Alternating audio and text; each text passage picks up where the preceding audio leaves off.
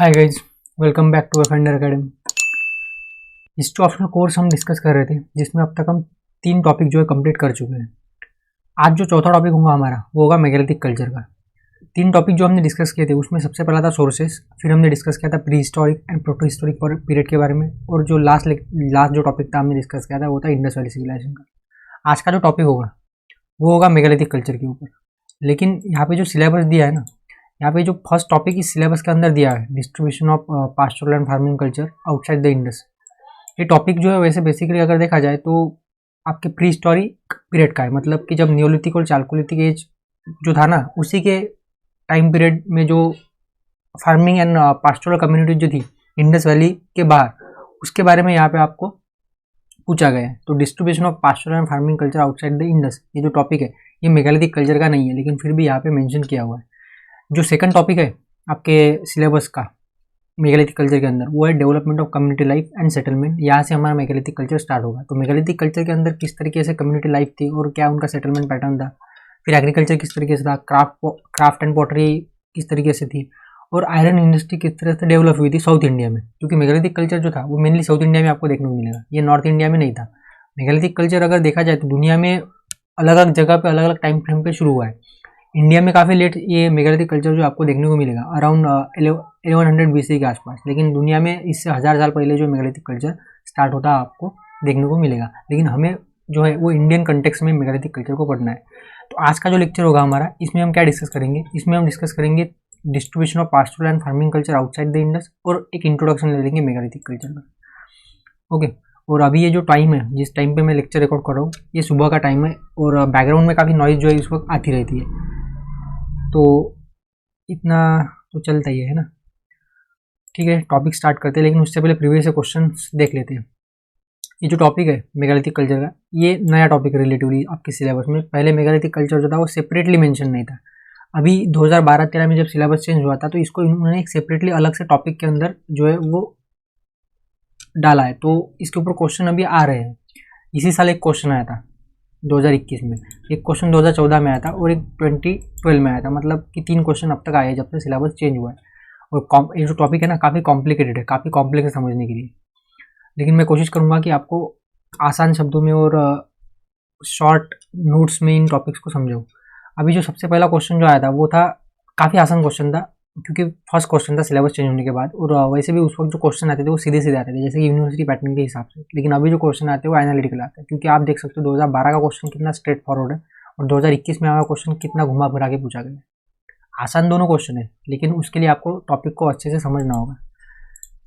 अभी 2012 का क्वेश्चन क्या है कि यहाँ पे आपको एक्सटेंड मतलब जोग्राफिकल एरिया, सेटलमेंट पैटर्न, मतलब किस तरीके से वो रहते थे, उनकी सिटी विलेजेस क्या थे, हाउसिंग पैटर्न वगैरह क्या था, और सब्सिस्टेंस इकोनॉमी, इसके बारे में पूछा गया। तो स्ट्रेट फॉरवर्ड क्वेश्चन है। लेकिन 2021 का अगर आप क्वेश्चन देखो तो यहाँ पे पूछा गया है कि will it be proper to consider megaliths to represent single homogeneous और कंटेम्परेनियस कल्चर।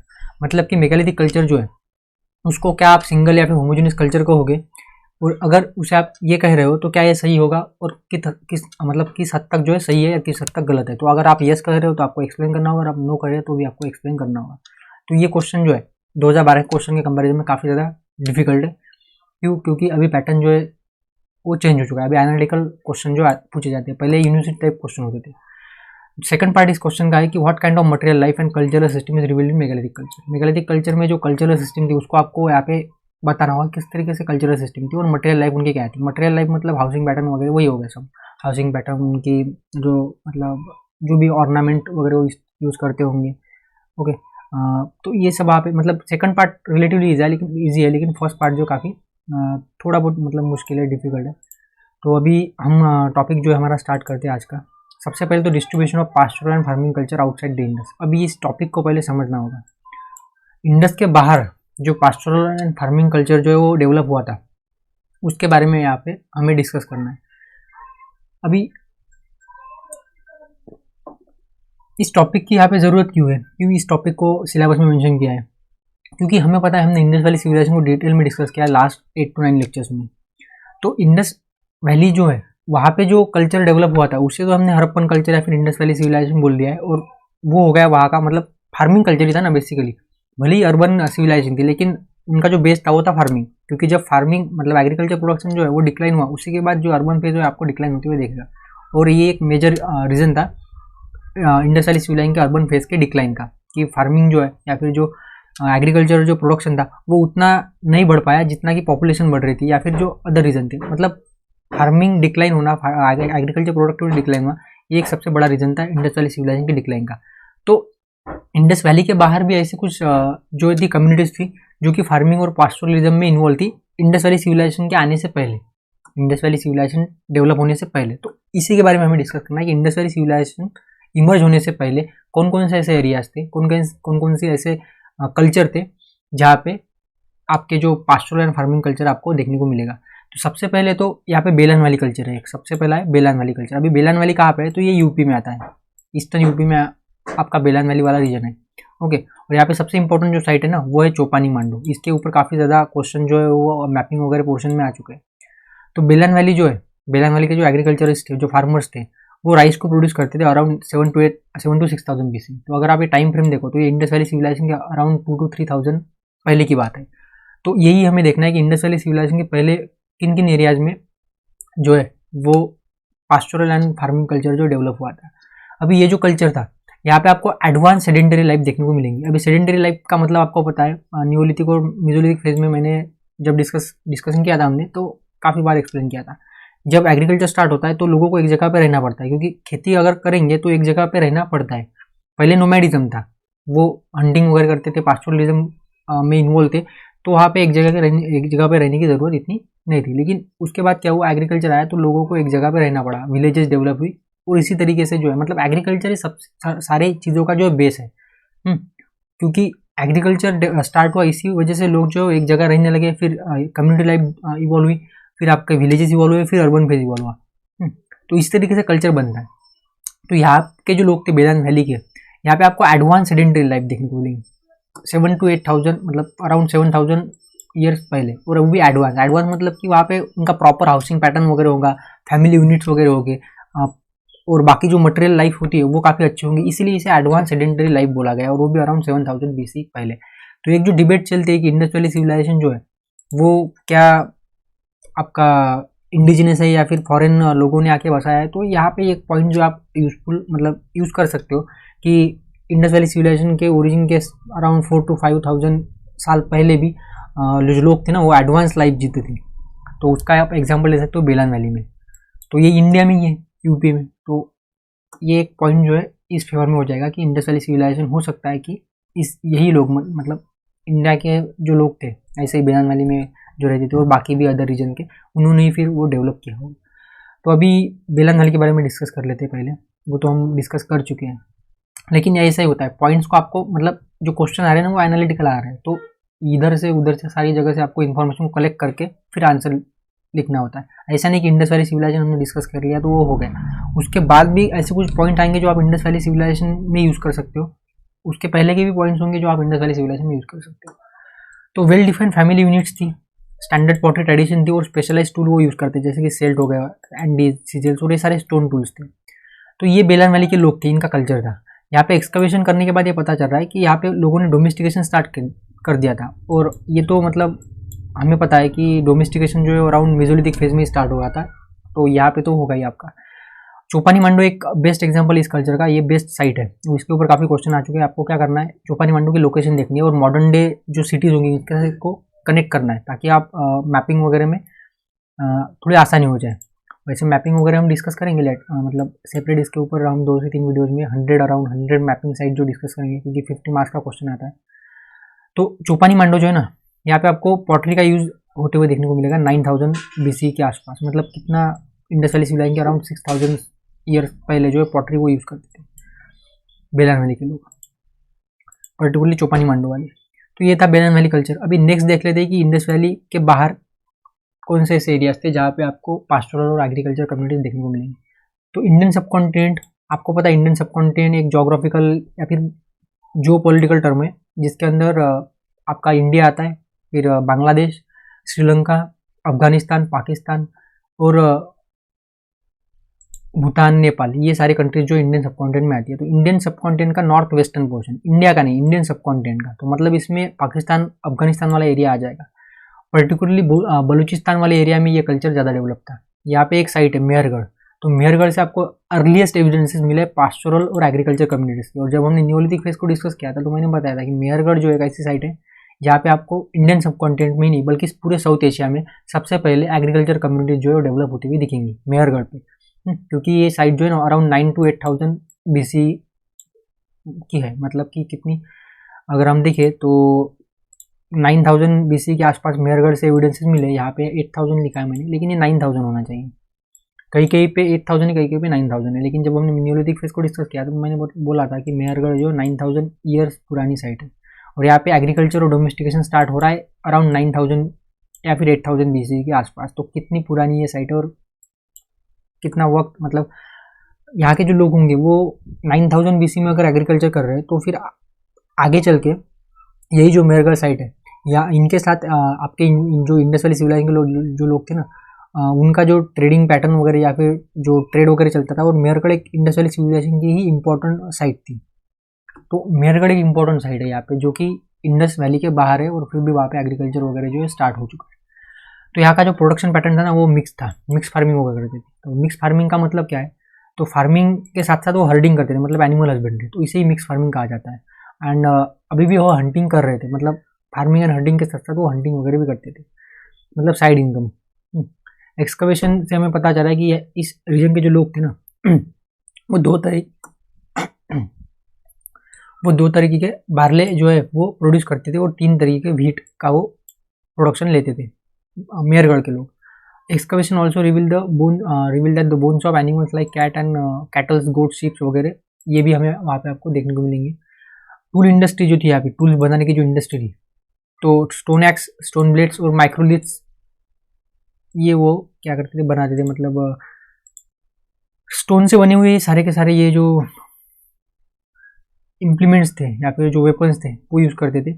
और माइक्रोलिथ्स का मतलब आपको पता होगा, मेसोलिथिक फेज को माइक्रोलिथिक एज भी कहा जाता है क्योंकि वो जो स्टोन टूल्स यूज़ करते थे वो थोड़े कंपेरेटिवली स्मॉल थे और मेहरगढ़ के लोग भी जो थे वो माइक्रोलिथ्स यूज़ करते थे।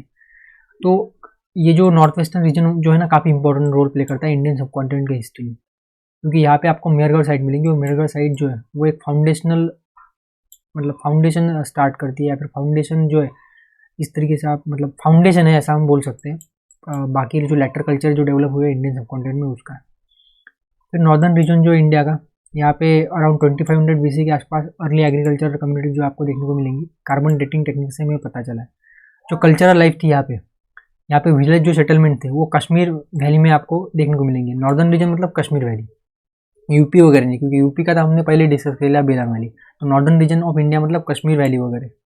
तो यहाँ की जो कल्चरल लाइफ थी ना वो वहाँ पे विलेज सेटलमेंट होती थी, मतलब अर्बन फेज तो नहीं था क्योंकि अराउंड 2500 BC के आसपास यहाँ पे अर्बन जो सिविलाइजेशन थी वो तो इंडस वैली सिविलाइजेशन थी और Kashmir valley Indus valley civilization का पार्ट नहीं थी। मांडा जो साइड थी ना वो नॉर्दर्न मोस्ट एक्सटेंशन था, मतलब नॉर्दर्न मोस्ट बाउंड्री जो थी इंडस वैली सिविलाइजेशन की वो मांडा थी और वो आपको जम्मू वैली में देखने को मिलेंगे, कश्मीर वैली में नहीं। कश्मीर वैली उसके थोड़ा वो ऊपर है ना। तो बुरजाहोम और गुफराकल ये कुछ 2 इंपॉर्टेंट साइट्स हैं नॉर्दर्न रीजन की, मतलब इस कल्चर की। और एक्सकवेशन से हमें क्या पता चल रहा है कि यहाँ पे काफ़ी ज़्यादा बोन्स, मतलब ये तो काफ़ी कॉमन टॉपिक हो चुके हैं अभी मतलब हर रीजन में बोन्स वगैरह के एक्सकवेशन से हमें बोन्स वगैरह तो एनिमल्स की मिलेंगी। ये भी काफ़ी कॉमन टॉपिक नहीं, ये काफ़ी इंपॉर्टेंट टॉपिक है कि एक्सकवेशन से हमें क्या पता चलता है कि अर्लियर जो फेज था यहाँ पे कश्मीर वैली में वहाँ पे हंटिंग वगैरह चलती थी और जो लैटर फेज था वहाँ पे एग्रीकल्चर स्टार्ट हुआ था। अर्लियर फेज पे हंटिंग और लैटर फेज में एग्रीकल्चर स्टार्ट हुआ था। जो कम्युनिटीज़ थी ना वो पिट ड्वेलिंग कम्युनिटीज़ थी और ये हमने न्यूलिथिक फेज में डिटेल में डिस्कस किया था कि पिट ड्वेलिंग कम्युनिटीज़ क्या होती है। डॉग ब्यूरियल्स जो एक फीचर जो आपको गुफराकल और बुरजाओं में मिलेगा, मतलब कि जो डॉग्स थे उनको भी वो ब्यूरी कर देते प्रॉपर डेथ होने के बाद उनकी। मिड गंगा वैली का कल्चर देख लेते हैं। यहाँ पे आपको जो सेडेंटरी लाइफ है वो 2000 BC के बाद में आपको इमर्ज होती देखने को मिलेगी क्योंकि मिड गंगा वैली है और यहाँ पे इंडस वैली सिविलाइजेशन के बाद में लोग जो है रहना, मतलब इंडस वैली सिविलाइजेशन के लोग थे बेसिकली जो माइग्रेट होके ईस्टर्न तरफ, मतलब ईस्टर्न साइड में मूव हो रहे थे और इसीलिए यहाँ पे आपको काफ़ी बाद में लेटर फेजेस में आपको यहाँ पे सेडेंटरी लाइफ या फिर एग्रीकल्चर स्टार्ट होता देखेगा। सेडेंटरी लाइफ मतलब क्या, एग्रीकल्चर इनडायरेक्टली। चिरान, चेचार सेनुआरे कुछ साइट्स हैं, और यहाँ पे लार्ज नंबर ऑफ आपको बोन्स टूल देखने को मिलेंगे इन साइट्स पे। और जो चिरान पे जो एक्सकवेशन हुआ है उसके बेसिस पे आप बोल सकते हो कि यहाँ पे जो हाउसेस मतलब जो स्ट्रक्चर मिले हैं वो मड हाउसेस के थे, मतलब वो जो घर बनाते होंगे वो मड मिट्टी से बने हुए थे, फ्लोर्स जो थे वो मिट्टी से बने हुए थे, माइक्रोलिथ्स वो यूज़ करते थे, मतलब छोटे छोटे स्टोन से बने हुए जो टूल्स थे वो यूज़ करते थे। पॉटरी और सेमी प्रीशियस स्टोन्स भी आपसे यहाँ से मिले हैं, क्योंकि ये जो लोग थे ना वो इंडस वैली सिविलाइजेशन डिक्लाइन होने के बाद माइग्रेट होकर आए थे। तो जाहिर सी बात है कि यहाँ पे काफ़ी एडवांस जो कल्चर या फिर एडवांस चीज़ें आपको देखने को मिलेंगी, जैसे कि यहाँ पे माइक्रोलिथ्स, पॉटरी और सेमी प्रीशियस स्टोन्स, क्योंकि प्रीशियस स्टोन्स वगैरह तो ये इंडस वैली सिविलाइजेशन के लोग यूज़ करते थे ना, इससे पहले तो आपको प्रीशियस स्टोन्स वगैरह यूज़ होता हुआ देखने को नहीं मिलेगा। तो ये इंडस वैली सिविलाइजेशन के लोग थे जो माइग्रेट हुए थे। ईस्टर्न इंडिया में भी आपको आसाम के आसपास, मतलब आसाम बंगाल वगैरह में भी 2000 BC के आसपास ही आपको फार्मर्स वगैरह जो है वो मिलेंगे। इससे पहले फार्मिंग वगैरह लाइफ वहाँ पे इवॉल्व नहीं हुई थी। तो यहाँ पे जो अर्ली फार्मिंग थी ना वहाँ पे सेल्स और स्मॉल एक्स और पॉटरी का यूज़ होता हुआ आपको देखने को मिलेगा। तो ये तो हमने डिस्कस किया कि किस तरीके से इंडस वैली सिविलाइजेशन जो है, मतलब इंडस वैली के बाहर आपको फार्मिंग और पास्टोरल कल्चर देखने को मिलेगा, before the emergence of Indus valley civilization and after the decline of Indus valley civilization. तो ये हमने अभी डिस्कस किया। तो इतना तो इम्पोर्टेंट टॉपिक लगा नहीं है मुझे, मतलब क्वेश्चन आने के चांसेस काफ़ी कम है। जो क्वेश्चन आएंगे ना वो माइक्रोलिथिक कल्चर मतलब मेगालिथिक कल्चर के ऊपर आएंगे। भी इसको हमें समझना होगा कि मेगालिथिक कल्चर होता क्या है। तो सबसे पहले तो आप देख लो लोकेशन क्या होती है मेगालिथिक कल्चर की। गोदावरी जो रिवर है ना उसके साउथ में मेगालिथिक कल्चर आपको देखने को मिलेगा, साउथ इंडिया में। ये कर्नाटक है, ये केरल, तमिलनाडु, आंध्र प्रदेश, तो इस एरिया में मेगालिथिक कल्चर था। और थोड़ा बहुत कुछ साइड जो है यहाँ पे महाराष्ट्र में भी, सदर्न महाराष्ट्र में भी आपको देखने को मिलेंगे। और ये था मेगालिथिक कल्चर। यहाँ पे ये क्या करते थे, ये बड़े बड़े पत्थरों का यूज़ करते थे, बड़े बड़े लार्ज जो स्टोन्स थे ना वो यूज़ करते थे for the purpose of burials. तो जो डेड बॉडीज थी उनको ब्यूरी करते थे with the help of large stones. अभी ये क्यों करते थे, इतनी मेहनत इन्होंने क्यों की कि बस डेड बॉडीज को ब्यूरी करने के लिए इतने बड़े बड़े पत्थर कहाँ से लाए कुछ पता नहीं है। अभी हिस्टोरियंस के ऊपर रिसर्च वगैरह कर रहे हैं, लेकिन ये सोचने वाली बात है कि बस डेड बॉडीज को ब्यूरी करने के लिए इतने बड़े बड़े पत्थर लाना, और पता नहीं कहाँ से लाए थे और इतनी मेहनत क्यों की इन्होंने। ये तो मतलब हमें अभी हिस्टोरियंस समझ में नहीं आ रहा है हिस्टोरियंस को, और मुझे भी समझ में नहीं आ रहा है कि इनका रीज़न जो था क्या था। काफ़ी ज़्यादा मतलब इसके ऊपर रिसर्च चल रहा है, पूरी दुनिया में चल रहा है मेगालिथिक कल्चर के ऊपर अगर देखा जाए तो वैसे। तो चलिए अभी इंट्रोडक्शन ले लेते हैं मेगालिथिक कल्चर का। तो जो वर्ड मेगालिथिक है ना, मेगालिथ, इसका मतलब क्या होता है। ये तो एक ग्रीक वर्ड है, मेगा और लिथोस, इन दो वर्ड से बना है। मेगा मतलब कि लार्ज या फिर ग्रेट या फिर बिग, और लिथोस मतलब स्टोन। तो मेगालिथ्स मतलब क्या, तो मॉन्यूमेंट्स जो बने लार्ज स्टोन से, ये मेगालिथ सीधा सीधा। जैसे कि हमने अभी देखा कि जो बड़े बड़े स्टोन्स या फिर पत्थर से जो मॉन्यूमेंट बने उन्हें मेगालिथ कहा जाता है। और जो ये कल्चर था, मतलब जिस रीजन में ये लोग रहते थे ना, जिस रीजन में, वो था साउथ इंडिया वाला रीजन। तो रीजन क्या था, एक्सटेंड क्या था, इसको हम अलग से डिस्कस करेंगे, मतलब नेक्स्ट लेक्चर में। आज तो बस हम इंट्रोडक्शन ले रहे हैं। लेकिन ये जो टर्म है मॉन्यूमेंट्स, मैंने कहा ना कि मेगालिथिक मतलब क्या, ऐसे मॉन्यूमेंट जो बड़े बड़े पत्थरों से बने। लेकिन मॉन्यूमेंट मतलब क्या, तो सारे के सारे मॉन्यूमेंट्स उसमें हम इंक्लूड करेंगे क्या। जैसे कि आज ताजमहल भी मॉन्यूमेंट्स है, तो ऐसे मॉन्यूमेंट्स नहीं थे, या फिर किसी के जैसे कि हीरो स्टोन वगैरह होते हैं या फिर मेमोरियल स्टोन होते हैं, तो ये भी मॉन्यूमेंट्स में आएंगे क्या इनके मेगालिथिक कल्चर के, तो नहीं। मेगालिथिक कल्चर के कंटेक्स्ट में जब हम मॉन्यूमेंट्स इस वर्ड का यूज़ कर रहे हैं तो थोड़ा रिस्ट्रिक्टेड यूज हमें करना होगा। तो ये जो मॉन्यूमेंट जो थे ना इनके, ये बस दो पर्पस से बनाए गए थे। एक तो था सिफर कलर पर्पस, सिफर कलर, ठीक है। सिफर कलर मतलब क्या होता है कि ग्रेव, रिलेटेड टू ग्रेव, मतलब कि ब्यूरियल्स पर्पस से, डेड बॉडीज को ब्यूरी करने के लिए जो पत्थर यूज़ करते थे, मतलब डेड बॉडीज को ब्यूरी करने के लिए वो पत्थरों का यूज़ करते थे, तो वो हो गया मॉन्यूमेंट्स। और दूसरा रिचुअलिस्टिक पर्पस हो सकता है उनका, मतलब क्योंकि लोग रिलीजन के नाम पे कुछ भी कर सकते हैं, हमें पता है। तो हो सकता है इन्होंने जो बड़े बड़े पत्थर खड़े किए और लाए, पता नहीं कहाँ से लाए, तो कुछ ना कुछ रिचुअलिस्टिक पर्पस होगा, ऐसा हिस्टोरियंस का कहना है। क्योंकि सिर्फ डेड बॉडीज को ब्यूरी करने के लिए ही वो इतने बड़े बड़े पत्थर, इतनी मेहनत नहीं करेंगे। डेड बॉडीज को तो हम आसानी से ब्यूरी कर सकते हैं। तो हो सकता है कि इनका कुछ रिचुअलिस्टिक पर्पस हो, कम्मेमोरेटिव पर्पस हो। यही मॉन्यूमेंट्स इस वर्ड का मतलब है मेगालिथिक कल्चर के कंटेक्स्ट में, या तो ग्रेव के पर्पज से या फिर रिचुअलिस्टिक पर्पज होगा, मेमोरियल या फिर स्टोन वगैरह, मतलब हीरो स्टोन के पर्पज से उन्होंने वो मॉन्यूमेंट्स वगैरह खड़े नहीं किए होंगे। और यहाँ पे मॉन्यूमेंट्स का मतलब वो नहीं है, सिर्फ और सिर्फ सिफर कलर और रिचुअलिस्टिक पर्पज की वजह से जो मॉन्यूमेंट खड़े किए उसे ही यहाँ पे हम मॉन्यूमेंट बोलेंगे। ओके, अभी सिंपल वर्ड में हम क्या बोल सकते हैं फिर मेगालिथ या फिर मेगालिथिक कल्चर की डेफिनेशन अगर आपको करनी है तो क्या करेंगे? तो burials that made of large stone in graveyard away from the habitation area are called megaliths and the culture of this region can be called as megalithic culture. तो सिंपल डेफिनेशन, तो मेगालिथिक कल्चर जो था वो mainly south India में देखने को मिलेगा, जैसे कि तमिलनाडु, आंध्र प्रदेश, कर्नाटक, केरला और सम पार्ट्स ऑफ महाराष्ट्र, क्योंकि गोदावरी के नीचे का था ना। और जो साइट्स है ना इंपॉर्टेंट, ये साइट काफी इंपॉर्टेंट है आपको मैपिंग के पॉइंट ऑफ व्यू से। साइट आप देख सकते हो आराम से, यहाँ पे नरसिंहापुर है, ब्रह्मगिरी काफी इंपॉर्टेंट साइट है, क्वेश्चन आ चुका है इसके ऊपर प्लीज में। मस्ती एक इंपॉर्टेंट साइट है, वीरापुरम इंपॉर्टेंट साइट, नागार्जुन कोंडा इंपॉर्टेंट साइट है, यहाँ पे सनूर इंपॉर्टेंट साइट है, कल्लूपट्टी इंपॉर्टेंट साइट है, पोरकामन, आदिचनापुरम, हल्लूर। तो ये साइट काफी इंपॉर्टेंट, वटगल। तो ये साइट आपको यहाँ पे याद रखनी है, काफी इंपॉर्टेंट साइट है। और ये मेगालिथिक कल्चर मतलब बड़े बड़े पत्थरों लाते थे, अभी इनकी पूजा करते थे, शायद ऐसा ही लग रहा है मुझे कि वो पूजा करते थे, मतलब हिस्टोरियंस का भी कहना है कि वो पूजा करते थे। अभी मुझे क्या लगता है ये तो मायने नहीं रखता ना, हिस्टोरियंस को क्या लगता है ये मायने रखता है। तो शायद इनका कुछ रिचुअलिस्टिक पर्पज होगा, क्योंकि सिर्फ डेड बॉडीज को ब्यूरी करने के लिए इतने बड़े बड़े पत्थर लाना ये तो मतलब बेवकूफ़ी होंगी।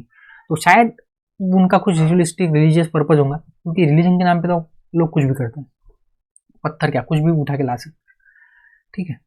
तो इस हो सकता है कि यही पर्पज होगा। तो मेगालिथिक कल्चर का हमने आज इंट्रोडक्शन लिया कि मेगालिथिक कल्चर होता क्या है। मेगालिथिक कल्चर मतलब बेसिकली बड़े बड़े पत्थरों से का वो यूज़ करते थे डेड बॉडीज को ब्यूरी करने के लिए और रिचुअलिस्टिक पर्पज की वजह से। और ये जो कल्चर था जिस रीजन में, उसे मेगालिथिक कल्चर कहा जाता है। और जो बड़े बड़े पत्थरों से बने हुए मॉन्यूमेंट थे उसे मेगालिथ्स कहा जाता है। सिंपल है, मेगालिथ मतलब क्या, तो monuments built of large stone, and megalithic culture मतलब क्या, तो जिस एरिया में ये सब चलता था काम का, उस कल्चर को या फिर उस रीजन के कल्चर को मेगालिथिक कल्चर बोला गया है।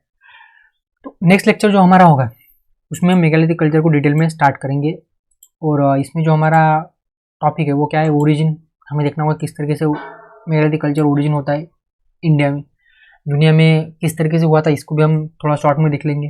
फिर इसका जोग्राफिकल एक्सटेंट क्या था, जो मैंने अभी आपको बता दिया है, लेकिन फिर से हम डिटेल में डिस्कस करेंगे।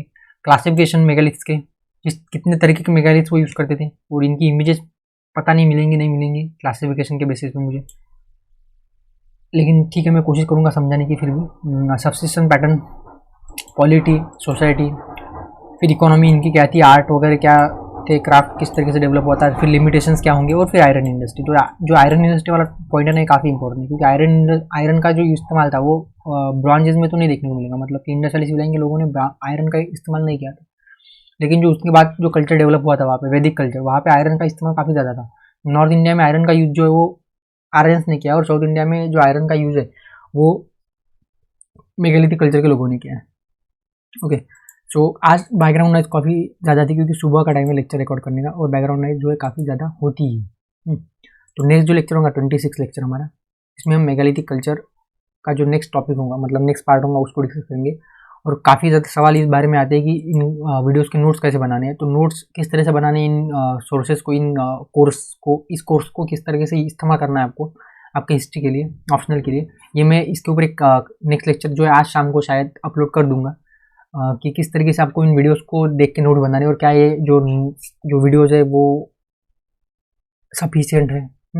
ये भी हम देखेंगे, क्या आपको कोई पेड कोचिंग या फिर कोई बुक्स वगैरह खरीदने की ज़रूरत है या नहीं है, ये भी मैं आपको डिटेल में बताऊंगा, ठीक है। तो फिर नेक्स्ट लेक्चर में मिलते हैं। ओके, तब तक के लिए पढ़ते रहिए, और थैंक यू फॉर डिस्कशन।